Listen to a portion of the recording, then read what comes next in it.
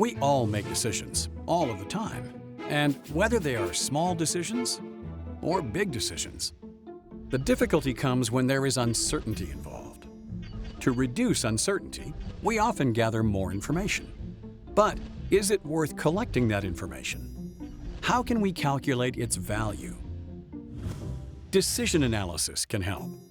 Here's an example. DA Studios is a Hollywood phenomenon.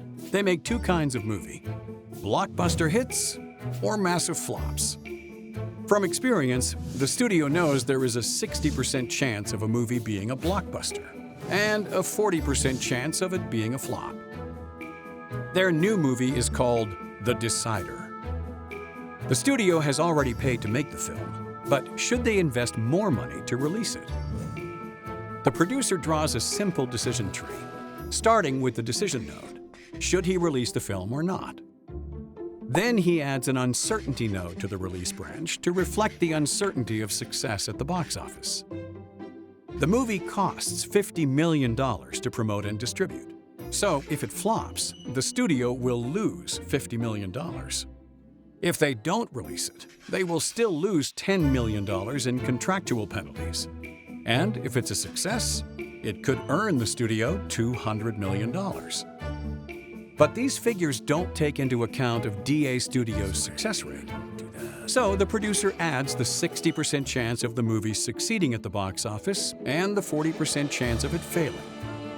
Now he can calculate the expected value, or EV, of each node by multiplying the outcome by its probability and adding these values together, giving us an expected value for releasing the film of $100 million.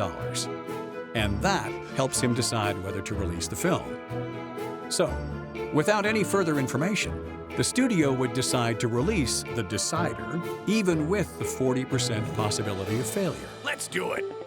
But what if we knew whether the film would be a hit before deciding on releasing it?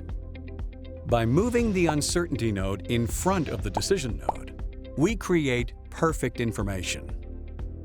With perfect information, DA Studios would only release a movie they knew would be a hit, and would not release a movie that they knew would be a flop, avoiding a $50 million loss. We already know the expected value with no information, and we can now calculate the expected value with perfect information.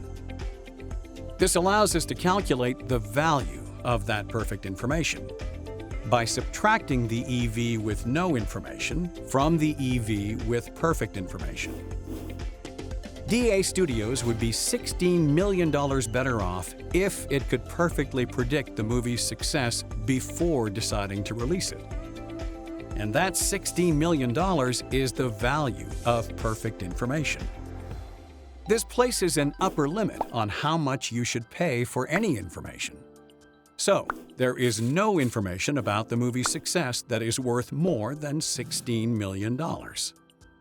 Perfect. But what happens when we have imperfect information? Uh-oh. Suppose DA Studios consults a specialist testing company Get me an expert. to get information on the probability of the movie's success.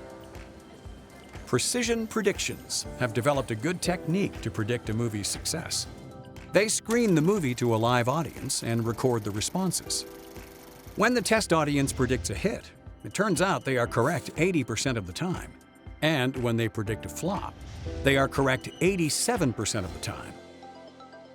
The probability of the movie being a hit remains at 60%. Having good market research doesn't make the film any better.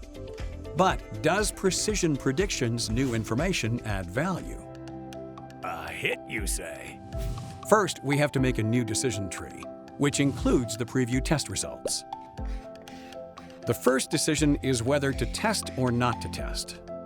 If we decide to test, we will have a new uncertainty node, which shows the results of the test, which obviously only applies to the test branch.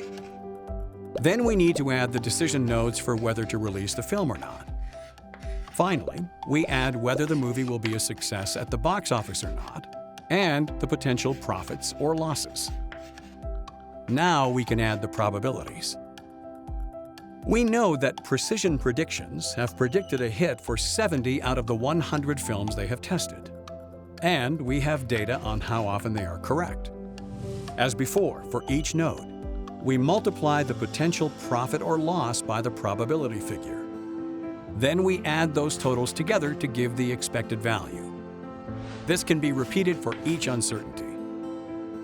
Remember, where we have a decision, we choose the path which gives us the most of what we want, which in this case is profit.